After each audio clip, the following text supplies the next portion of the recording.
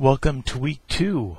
I suppose if you are watching this video, then that means you have survived week 1 and retained your seat. Had a lot to do for week 1, but congratulations to those of you who completed all the assignments and are still in the class. You're brave folk. So looking forward to week 2. Of course, week 1 was a discussion week, which we have discussion boards, and week 2 is a research week, which you'll have the typical quiz, but no discussion boards. You'll have a research project, which we'll say something a little bit more about later. I want to talk about a couple things. First thing is the Black Death. We don't really have a really great idea of all the impacts and the chaos that the Black Death created in the 14th century. If you flip over to page 351 in your textbook, you'll see a map which shows the spread of the plague, the disease, and you'll see that June of 1347 is when the plague passes over from Asia to Europe, and basically from June of 1347 for the next 2 years, or December of 1347 for the next 2 years, December of 1349, the plague spreads throughout Europe.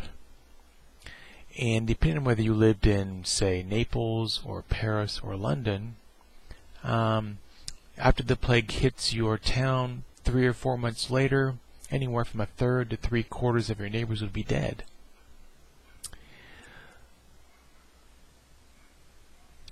Individuals living back then didn't know what the cause of this disease was.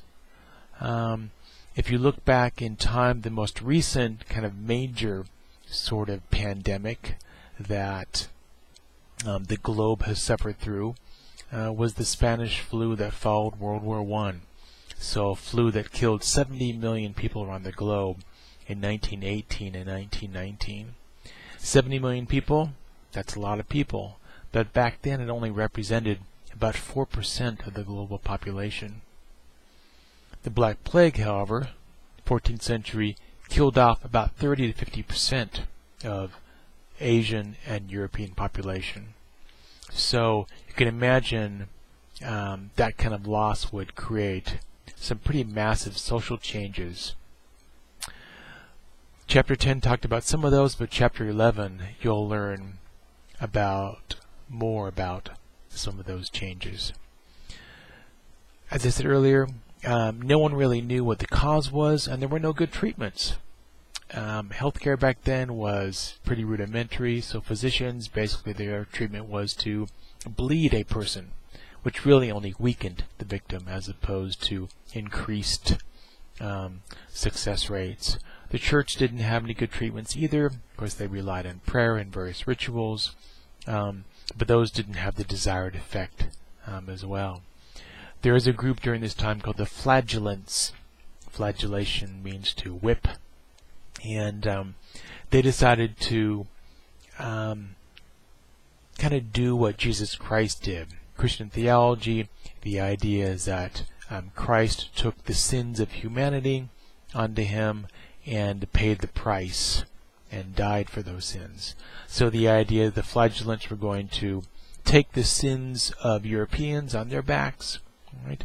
They whipped themselves, beat themselves, and hopefully that would somehow gain redemption for humankind. Unfortunately, the Flagellants were not successful in that endeavor. What they did get, though, was a lot of clerics, a lot of bishops. The papacy was very angry with the Flagellants for taking on the responsibility of bishops, clerics, and the papacy. Right? Commoners should not undertake these sorts of divine spiritual endeavors. It was only the authorized individuals of the church who should do those sorts of things. But if you can't figure out what the cause is, what the good treatment is, there are certainly individuals that can be blamed for this disease. And one scapegoat during this time were Jews. Individuals or a group of individuals who had been scapegoats for centuries. Of course, Jews seen by Christians as the group that killed Jesus Christ. They also tended to be kind of a small, though visible, isolated subculture, tended to be pretty wealthy as well too. So all characteristics, right, that marked out these individuals in the eyes of Christians as a potential cause of the Black Plague. This chapter also introduces the Renaissance. Chapter 12 will talk more about the Renaissance as well too. Renaissance humanism is one of the characteristics of this period of time. Basically, Renaissance from about 1350 to 1550. Right, so the last 100 years of the medieval period, first 100 years of the modern period. A little bit of background. If you go back to the Roman Empire, right, which falls in the 5th century, to be more specific, it's really the western half of the empire that falls, the European half. The eastern half continues on for another 1,000 years. If you flip over to page 372, you'll see a map that shows the expansion of the Ottoman Empire. If you look at that map, find Anatolia, which is present-day Turkey, and then the Middle East, Egypt, and North Africa. Basically, the Eastern Empire, which is called the Byzantine Empire, had that area: Anatolia, Middle East, Egypt, North Africa. It also tended to be a the Greek-speaking half of the empire. Western half tended to speak Latin, Eastern half tended to speak Greek. After the fall of the Western Empire and the rise of Muslim caliphates, they pushed into the Byzantine Empire and shrunk it down.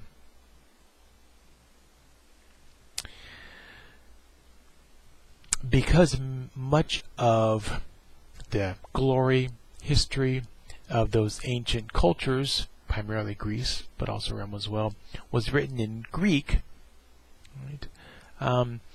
Those sources tended to be remain in the eastern half of the empire, Byzantine Empire, and only very rarely, seldom did they pass into the former Western Empire. So what we see in the 14th century is this rediscovery in the West, particularly in Italy, of the classical learning that were originally in Greek, and an embrace of this classical learning. You can imagine living in the 14th century, 15th century, discovering the excellence, the magnificence, the great accomplishments of these cultures that existed 2,000 years before you, and wondering why it is that they were able to achieve these magnificent achievements, and your own culture has not.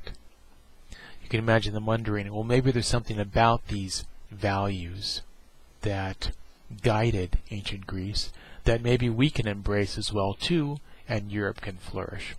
And that's what happens during the Renaissance, this kind of glorification of human achievement. So a great kind of demonstration of this is if you study the difference between medieval educational curriculum and Renaissance educational curriculum. So if you had gotten an education in the medieval period, we'll say the year 1000, right, you would have first been taught the trivium. Trivium included logic, rhetoric, and grammar. So basically how to communicate. After you had passed those subjects, then you would move on to the quadrivium: math, geometry, music, and astronomy. Now if you're wondering why those 4 subjects, math, geometry, music, astronomy, the belief was that those 4 subjects were the best subjects to reveal how God had organized the universe.